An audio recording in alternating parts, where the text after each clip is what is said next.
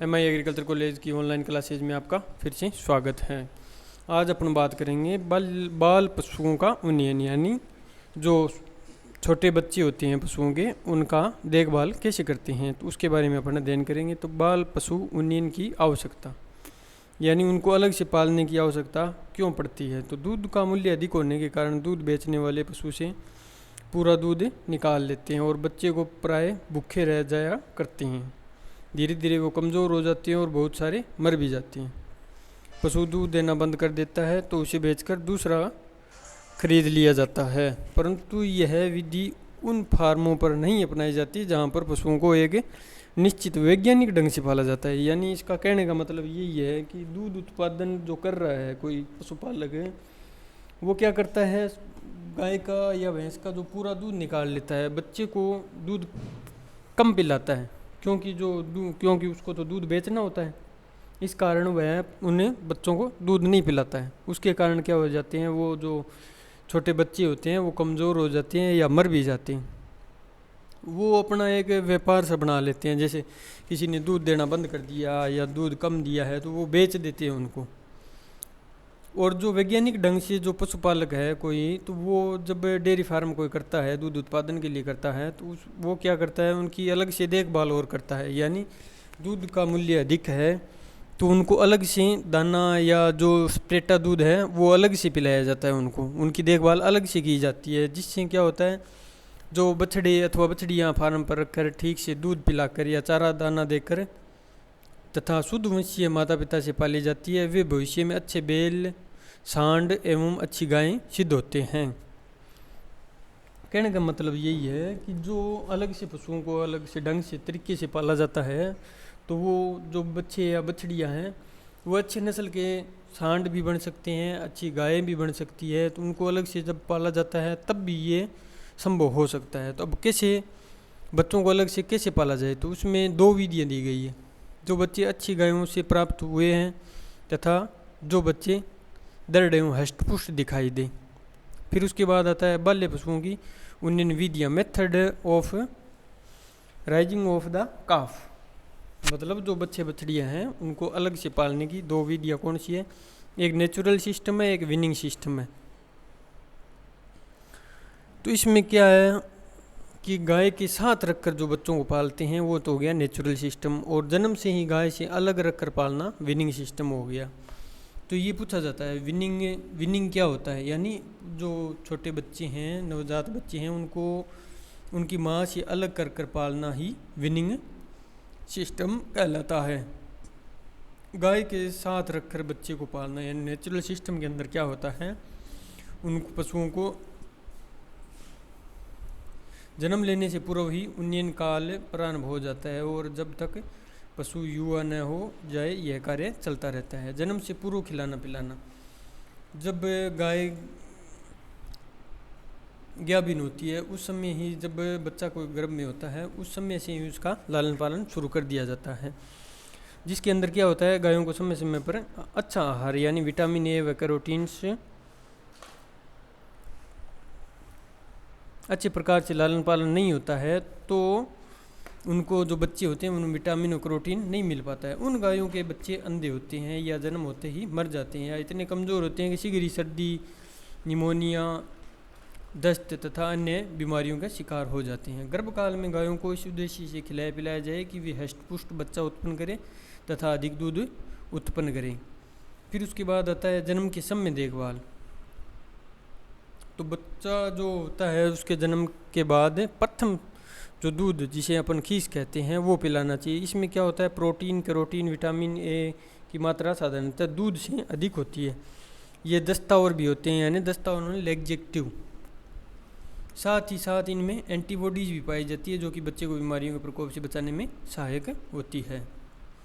फिर उसके बाद आता है जन्म के पश्चात खिलाना पिलाना, फीडिंग आफ्टर बर्थ, यानी दूध पिलाना। तो काफ़ी दिनों तक बच्चे को उसकी माँ के साथ माँ का दूध पिलाया जाता है। प्राकृतिक विधि में बच्चा माँ के थनों से लगकर दूध पीते रहते हैं और यह पता नहीं चलता कि बच्चे ने कितना दूध पिया है। जिन पशुओं में दूध निकाला जाता है उनमें बच्चे को दूध निकालने से पूर्व तथा पश्चात 2 बार बच्चे को दूध पिलाया जाता है तथा जिन पशुओं के दूध नहीं निकाला जाता है उनके साथ बच्चे सदैव ही रहते हैं और जब चाहे तभी दूध पीते हैं। यानी ये दूध पिलाने की जो विधि हो गई, इसमें क्या होता है, माँ के साथ ही बच्चे को रखा जाता है। उसमें ये पता नहीं चलता भाई उसने कितना दूध पिया है, उसका पेट भर गया है कि नहीं भर गया है या भूखा रह गया है, तो उसके बारे में ध्यान रखा जाता है। फिर उसके बाद आता है चारा एवं दाना खिलाना। इस विधि में काफ़ी दिनों तक बच्चा माँ के दूध पर ही पलता है। जो काफ़ी बड़ा हो जाता है उसे चारा तथा दाना खिलाना प्रारंभ कर दिया जाता है। अब लाभ क्या है इसके साथ रखने के, पालने? तो लाभ ये है, बच्चे की माँ का दूध अधिक समय तक मिलने से उसकी वृद्धि अच्छी होती है, प्रतिकूल वातावरण को सहन करने की क्षमता भी अधिक होती है। फिर उसके बाद आता है माँ तथा बच्चे के साथ रहने से दोनों प्राकृतिक वातावरण को अनुभव करते हैं एवं संतुष्ट रहते हैं। फिर डिसएडवांटेज क्या है, यानी इनसे क्या हानियाँ होती है, यानी जो बच्चों को उसकी माँ के साथ पालने से हानियाँ क्या होती है। क्योंकि इस विधि से बच्चे को अनुमान से ही पिलाया जाता है, इसलिए कभी कभी अधिक दूध लेना तथा कभी कभी भूखे रह जाने की संभावना भी रहती है। बच्चे की दूध की आवश्यकता का ज्ञान नहीं होता, यानी उसको कितना दूध चाहिए उसके बारे में किसी को पता नहीं होता है। और ग्वाला है जो दूध की चोरी कर लेता है, तो मैनेजर को पता नहीं चलता कि दूध बच्चे ने पिया है या ग्वाले ने निकाला है। या उसके बाद आता है पशु दूध उत्पादन ज्ञात करना कठिन हो जाता है, क्योंकि उसको पता नहीं चलता है बच्चे ने कितना लीटर दूध पिया है, उसके बाद उसका दूध उत्पादन कितना है, ये आंकलन करना संभव नहीं होता है। और जब बच्चा अधिक दूध पी लेता है तो उसे दस्त लग जाते हैं, तो दूध उत्पादन है वो कम हो जाता है, क्योंकि उसको आवश्यकता से अधिक दूध पी लिया तो वो बच्चा बीमार हो गया और दूध उत्पादन भी कम हो गया। ये इसकी क्या होगी, हानियाँ हो गई। फिर उसके बाद आता है बच्चे को माँ से अलग रख कर पालना, यानी विनिंग सिस्टम। इस प्रणाली में क्या करते हैं, बच्चे को माँ का दूध पिलाए बिना ही अलग कर लिया जाता है या पालन किया जाता है। इसमें भी दो ढंग हैं, मतलब प्रथम में बच्चे को पैदा होते ही माँ से अलग कर लिया जाता है और दूसरे में बच्चों को माँ से 2 से 3 दिन बाद अलग करती है, यानी जो खीस है वो पिलाने के बाद उसको अलग किया जाता है। जब ब्याहते ही गाय को बछड़ा अलग करते हैं, इन बच्चे को अलग करते हैं, तो गाय की आंखों पर पट्टी बांध दी जाती है। जैसे ही गाय का प्रसव होता है उसे अविलंब गाय से अलग कर लिया जाता है। इस बात की विशेष सावधानी रखी जाती है कि गाय बच्चे को न सूंघ पावे।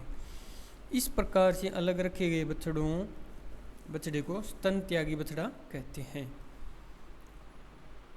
बच्चे को अलग कमरे में रखा जाता है, उसकी आँख, नाक, कान इत्यादि अंगों को साफ कर लिया जाता है और तंदुरुस्त एक स्वस्थ तौलिए से सारे शरीर को साफ कर लिया जाए। यानी जब गाय को प्रसव के तुरंत बाद बच्चे को अलग कर लिया जाता है तो गाय पहले तो उसे प्राकृतिक सिस्टम में क्या होता है, उसे गाय चाट कर साफ कर लेती है।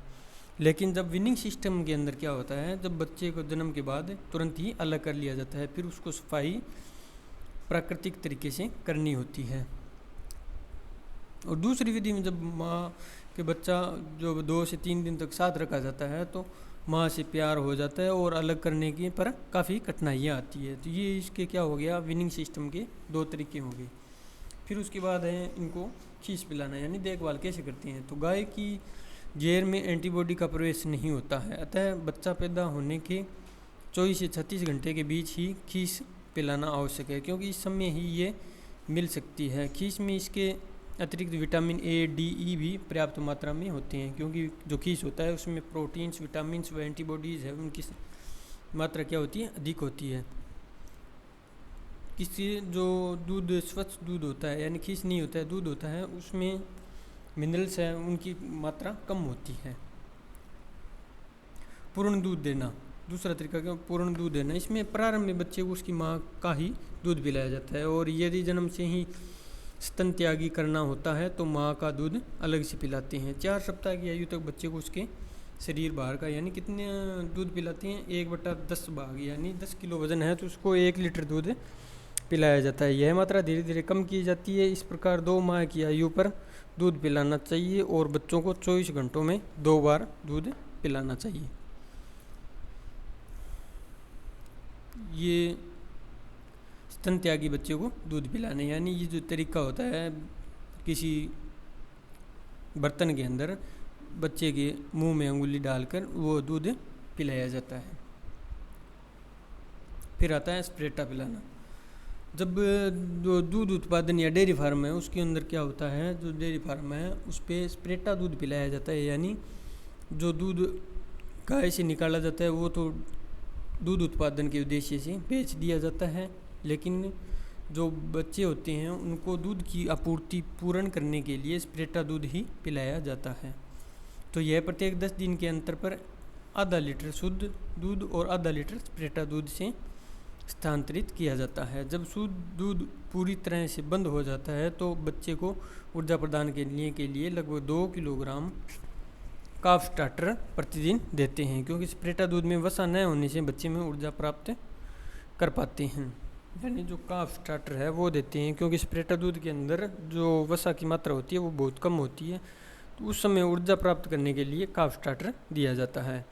अब उसके बाद आता है सूखी घास खिलाना, यानी जब बच्चा 4 से 5 सप्ताह का हो जाए तो उसे सूखी घास खिलानी प्रारंभ कर दी जाती है। अच्छी तरह से बनी हुई है बच्चे को प्रोटीन, विटामिन एवं खनिज लवण उचित मात्रा में प्रदान करते हैं। अब जैसे ये आ गया है क्या होती है, तो है क्या होती है कि जब दलहनी फसलें या रिजका या बरसीम है उनको हरी अवस्था में काट कर उन्हें छाया में सुखा लिया जाता है। फिर जो ये जो सूखा चारा होता है इसको क्या कहते हैं, है कहते हैं। यानी जब अधिकता होती है हरे चारे की उस समय उस हरे चारे को काट लिया जाता है, फिर हरी अवस्था में सुखाकर फिर उनको वापस खिलाया जाता है, तो उसे क्या कहते हैं, है कहते हैं। फिर उसके बाद आता है साइलेज खिलाना। अब ये साइलेज होता क्या है, जब साइलेज बनाना होता है तो क्या करना होता है, जो डेयरी फार्म है या कोई पशुपालक है तो वो जैसे मक्का, जो रसीले चारे वाले फसलें होती है जैसे मक्का है, ज्वार है, इनको क्या करता है वो हरी अवस्था में काट कर उन्हें कुछ घंटे यानी कुछ नमी उनकी कम कर ली जाती है। फिर उसके बाद उनकी कटाई की जाती है, बारीक कटाई करके साइलेज पिट यानी एक गड्ढा बनाया जाता है वायु अवरोधक, यानी उसमें हवा नहीं जानी चाहिए, उसके अंदर वो चारा भर दिया जाता है। फिर उसको वायुरोधी बना दिया जाता है, यानी पॉलीथीन की सहायता से या उनसे ढक दिया जाता है। तो 1 महीने के बाद वो हरा चारा साइलेज में बदल जाता है। उसको जैसे अपन मानव जीवन में अपन अचार खाते हैं उसी तरीके से अचार के रूप में इसको साइलेज को पशुओं को खिलाया जाता है। तो ये हो गया साइलेज। इसमें क्या होता है, बच्चे को आयु के 4 माह के लगभग होने पर उसे प्रतिदिन 2 से 5 किलोग्राम तक अच्छी साइलेज खिलाई जाती है। तो साइलेज किससे बनाया जाता है, ये क्वेश्चन पूछा जाता है। तो ये हो गया मक्का और ज्वार। फिर उसके बाद आता है चारागाह भेजना, यानी बाहर चारागाह में चरने के लिए भेजना। लगभग 4 माह की अवस्था के बाद बच्चे को चारागाह में चरने के लिए भेजा जा सकता है। उसके साथ ही बच्चे को दाना भी देना चाहिए। प्रतिजैविक देना यानी एंटीबायोटिक्स, बच्चों को बीमारियों को कम करने के लिए, शारीरिक वृद्धि को बढ़ाने तथा मृत्यु दर को कम करने के लिए एंटीबायोटिक्स भी दिए जाते हैं, उदाहरणार्थ टेट्रामाइसिन और एरोफेक्स इत्यादि। फिर उसके बाद आता है खनिज मिश्रण देना, यानी फीडिंग ऑफ मिनरल्स। तब बच्चों को उनकी शरीर की आवश्यकता जैसे मिनरल्स की आवश्यकता होती है उनको पूर्ति करने के लिए अपन क्या करते हैं, कैल्शियम और फॉस्फोरस के जो सोर्स हैं जो मेडिकल एजेंसियों पर उपलब्ध होते हैं वो अपन उनको एक्स्ट्रा में दिए जाते हैं, ताकि उनके शरीर में जो भी कैल्शियम और फॉस्फोरस की कमी है उसको पूरा किया जाता है। इसके लिए क्या करते हैं, इसकी पूर्ति के लिए आहार में डाइकैल्शियम फॉस्फेट अथवा हड्डी का चूरा देना चाहिए। इसके अतिरिक्त 10 ग्राम साधारण नमक प्रति बच्चा भी दिया जाना चाहिए। फिर उसके बाद आता है पानी देना, यानी बच्चों को पीने के लिए स्वच्छ तथा ताज़ा पानी की हर समय प्राप्त रहना चाहिए। इसके लिए बाड़े में पानी की व्यवस्था होनी अत्यंत आवश्यक है। फिर उसके बाद आता है राष्ट्रीय दूध विज्ञान अनुसंधान संस्थान करनाल, यानी जो सेंट्रल रिसर्च स्टेशन है करनाल में, जहाँ पर क्या होता है अनुसंधान किए जाते हैं, इन पे पशुओं पे, गाय भैंस पे अनुसंधान किए जाते हैं। वहाँ पर उनके द्वारा यह एक टेबल बनाई गई है कि कितने चारा, कितना खीस, कितना दूध, कितना स्प्रेटा या कितना दाना देना चाहिए, तो उसके बारे में बताया गया है। यानी शरीर भार के आधार पर, आयु के आधार पर उनको कितना खीस देना है, कितना दूध पिलाना है और कितना स्प्रेटा देना है। तो बच्चे को सूखा तथा हरा चारा भी भरपेट दिया जाना चाहिए।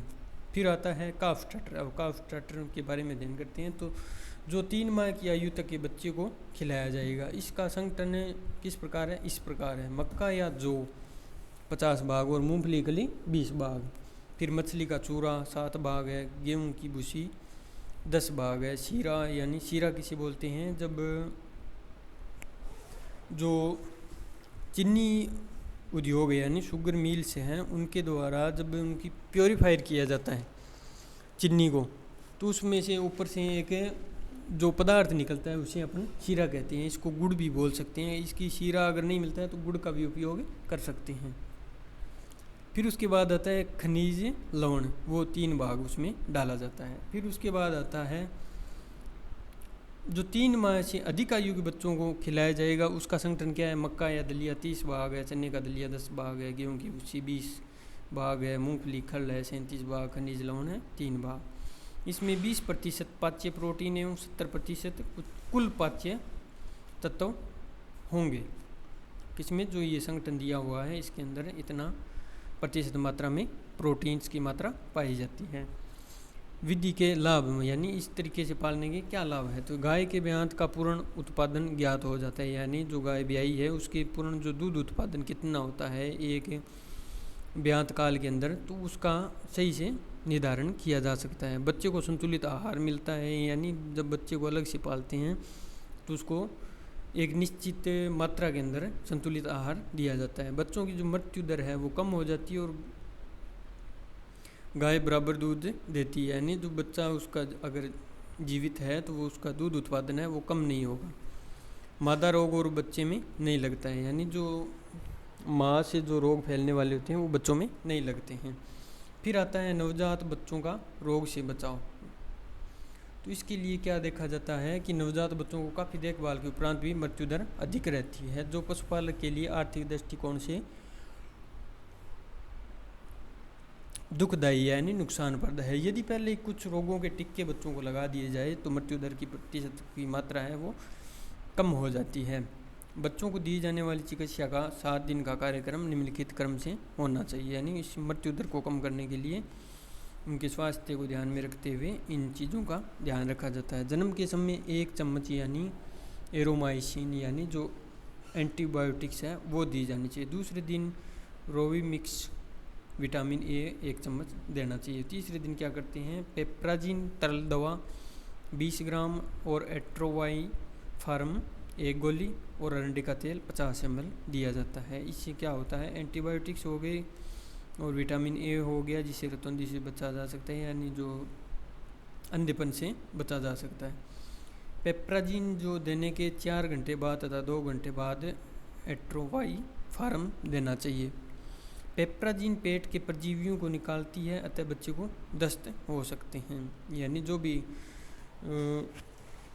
पेट के परजीवियों को मारने की जो दवा दी जाती है उससे हल्के दस्तावर या दस्त हो सकते हैं। चौथे दिन क्या करते हैं? टेट्रामाइसिन की गोली यानी आधी गोली, यह भी दस्त रोकती है, क्योंकि जो अपने जो परजीवियों के लिए जो टेबलेट दी थी उससे दस्त हो गए तो उसको दस्त को रोकने के लिए टेट्रामाइसिन का उपयोग करते हैं। 5वें दिन वही औषधियाँ जो तीसरे दिन दी गई उसी क्रम से देनी है। 6ठे दिन यदि दस्त हो रहे हैं तो 1 गोली वापस देनी है, किसकी? टेट्रामाइसिन की।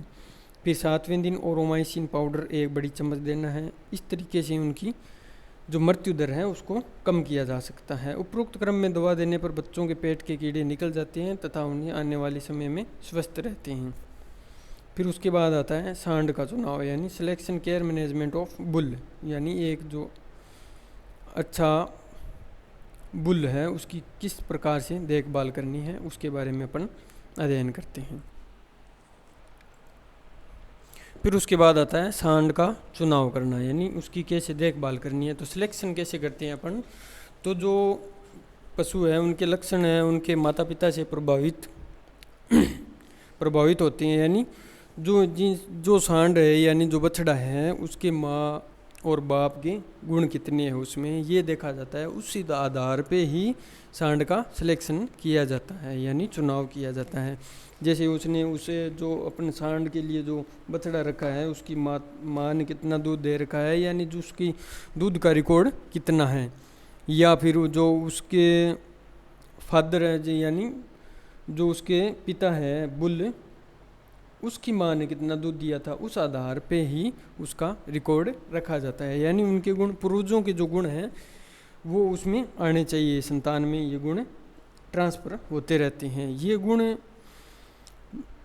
नहीं थे या ये गुण नहीं मिलते हैं तो उन गुणों से वंचित, इन गुणों से वंचित रह जाएंगे। इसलिए तो कहा गया है कि यदि अकेला जो वृषभ है यानी सांड है वो आधे यूथ के बराबर होता है, यानी जो bull is the half of the heard, यानी जो झुंड होता है पशुओं का उसमें आधा तो वो एक बुल ही स्थान रखता है, क्योंकि यूथ की उन्नति सांड पर निर्भर करती है, अतः उसका चुनाव करते समय सावधानियां रखनी चाहिए। गाय को सदैव परीक्षित यानी जो एक अच्छे लक्षणों वाला सांड है उसी से ही प्रजनन करना चाहिए। फिर उसके बाद आता है सांड के चुनाव की विधियाँ कैसे कैसी हैं। तो सांड के चुनाव की प्रचलित विधियाँ निम्नलिखित है, यानी जाति कौन सी ब्रीड है, यानी नस्ल कौन सी है उसकी, सामान्य आकृति जनरल अपेरेंस को है क्या है उसके, स्वास्थ्य की अगर बात करें तो हेल्थ यानी विगर उनका जो देखने में उसकी बनावट कैसी है, आयु कितनी है, वंशावली पेडिग्री रिकॉर्ड कितना है, यानी जो उसके माता पिता है पूर्वजों का जो रिकॉर्ड रखा जाता है उसी प्रोजनी रिकॉर्ड भी बोलते हैं। वंशावली चेन के अंदर क्या होता है, उसमें ये लक्षण देखे जाते हैं भी इनकी माँ ने दूध कितना दिया, उसकी सांड की क्या क्वालिटी थी, उसकी गाय की क्या क्वालिटी थी, उस आधार पे इनका सिलेक्शन किया जाता है। जाति यानी उसकी ब्रीड यानी नस्ल कौन सी थी। सांड का चुनाव करते समय जाति का विशेष ध्यान रखना चाहिए। सांड शुद्ध जाति का होना चाहिए, क्योंकि शुद्ध जाति का होने पर ही यह आशा की जा सकती है कि उसकी उस जाति के गुण उपस्थित होंगे। यदि सांड मिश्रित जाति का है तो उसमें किसी भी जाति के सभी गुण उपस्थित नहीं होंगे और अपनी संतान में भी ये गुण स्थानांतरित नहीं कर सकेगा। यानी जैसे कोई गिर नस्ल की गाय है, उसका क्रॉस अगर अपन प्योर गिर नस्ल के बुल से करवाएंगे तो ही जो उसकी संतान पैदा होगी वो गिर नस्ल की होगी, अन्यथा अगर वो बुल है वो किसी साहिवाल या गिर के क्रॉस से जो पैदा हुआ सांड होगा तो उसमें साहिवाल के गुण भी होंगे और गिर के गुण होंगे, तो वो आगे ये निर्धारित नहीं कर पाएंगे कि जो बच्चिया या बछड़ा होगा वो गिर नस्ल का होगा या साहिवाल नस्ल का होगा या मिश्रित रूप में होगा। इस चीज़ का ध्यान में रखा जाता है। तो इस प्रकार शुद्ध जाति का जो सांड होता है उसका ही उसी से ही गर्भित करवाना चाहिए। फिर उसके बाद आता है सामान्य आकृतियाँ।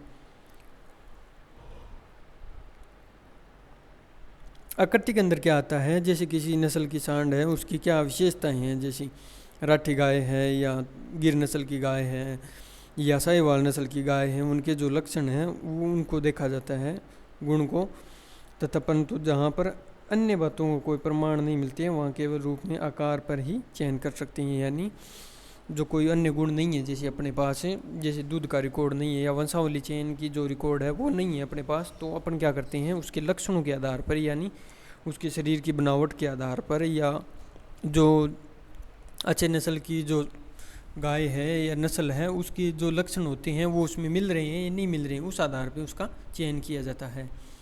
फिर आता है स्वास्थ्य। तो स्वास्थ्य के रूप में देखें तो वो फुर्तीले स्वभाव का होना चाहिए, उसके शरीर की रोग प्रतिरोधक क्षमता होनी चाहिए, सांड स्वस्थ होना चाहिए, अच्छी कार्य करने वाला होना चाहिए। यानी बीमार सांड की संतान भी रोग युक्त प्राप्त होने की संभावना नहीं की जा सकती। यानी जो बीमार सांड होगा उसकी संतान रोग मुक्त होगी, इसका कोई संभावना नहीं होती है। फिर आयु। तो जो सांड है उसका चुनाव करते समय यदि वो प्रौढ़ सांड की क्षमता ज्ञात न हो तो अच्छा है कि युवा वृषभ का ही चयन करना चाहिए। यानी जब सांड का चुनाव करते हैं तो वो एक युवा यानी वयस्क अवस्था में होना चाहिए। तो क्योंकि युवा जो सांड होगा वो अधिक दिनों तक वंशोत्पत्ति का कार्य कर सकेगा और प्रौढ़ वृषभ कम दिनों तक। प्रौढ़ यानी जो बुढ़ापे की तरफ बढ़ रहा है वो ज़्यादा लंबे समय तक अपनी संतान पैदा नहीं कर सकता है। फिर उसके बाद आता है वंशावली चेन। वंशावली चेन से ये पता चल जाता है कि उस सांड के पूर्वज कैसे गुण वाले थे, यानी जो उसके जो सांड है उसकी माँ बाप यानी पूर्वज हैं उनमें क्या लक्षण पाए गए थे। अधिक दूध देने वाली विशेषता थी या बोझा ढोने वाले लक्षण थे, उन चीज़ों का वंशावली चेन के अंदर रिकॉर्ड देखा जाता है। फिर संतति लेके यानी सांड की संतान के उत्पादन से पता चल सकता है कि वह कितना उपयोगी है। जिस सांड से अच्छी संतान पैदा हुई हो उसके भविष्य में भी अच्छी संतान की आशा की जा सकती है, परंतु इस विधि से चुनाव करने से यह हानि है कि जब तक सांड की संतान का उत्पादन ब्यौरा मिलता है उस समय तक उसकी बहुत आयु हो जाती है और लाभप्रद आयु केवल थोड़ी ही रह जाती है।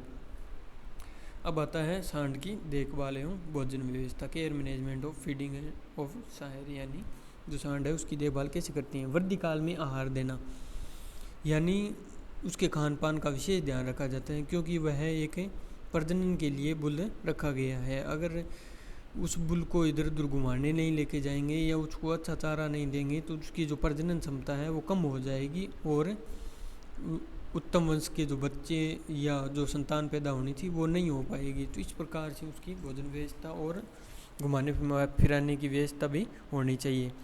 तो वृद्धि काल में आहार व्यवस्था, तो जब सांड जिसे प्रजनन हेतु पालना है उसका खान पान बढ़ोतरी के समय उचित होना चाहिए जिससे उसकी बढ़ोतरी ठीक से हो सके और साधारण बछड़ों को 4 से 5 माह की आयु तक बच्चों के साथ रखकर पाला जाता है।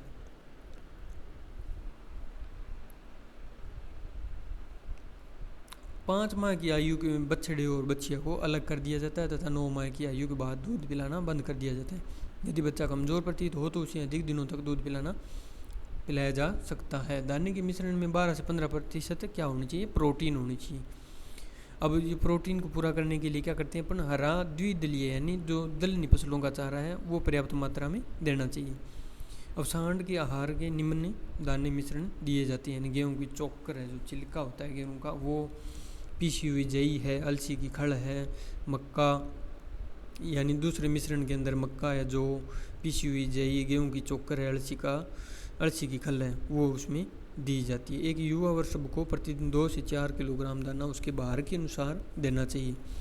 अब प्रजनन करने वाले सांड की आहार व्यवस्था, यानी जो प्रजनन के लिए जो सांड रख रखा है अपन ने उसकी देखभाल में तथा उसकी आहार की व्यवस्था कैसे करनी चाहिए।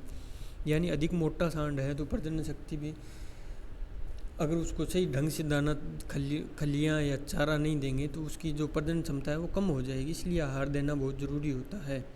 प्रजनन करने वाला जो सांड होगा उसको अगर दाना चारा नहीं देंगे तो वो दुबला पतला यानी कमज़ोर पड़ जाएगा और सांड को विशेषकर प्रजनन वाले समय में अधिक पौष्टिक आहार देना चाहिए।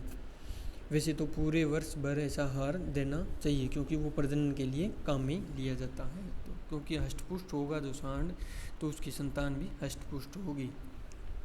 प्रजनन के लिए उचित आयु यानी एज ऑफ ब्रीडिंग, तो हमारे देश में वर्षभ का लगभग यानी जो सांड है उसकी 2.5 वर्ष की आयु में वंशोत्पत्ति के लिए योग्य हो जाता है, यानी प्रजनन योग्य हो जाता है, परंतु उसे प्रति सप्ताह 1 से अधिक सर्विस नहीं लेना चाहिए। यानी जो सीमन का कलेक्शन करते हैं वो 1 सप्ताह में 1 बार ही लेना चाहिए।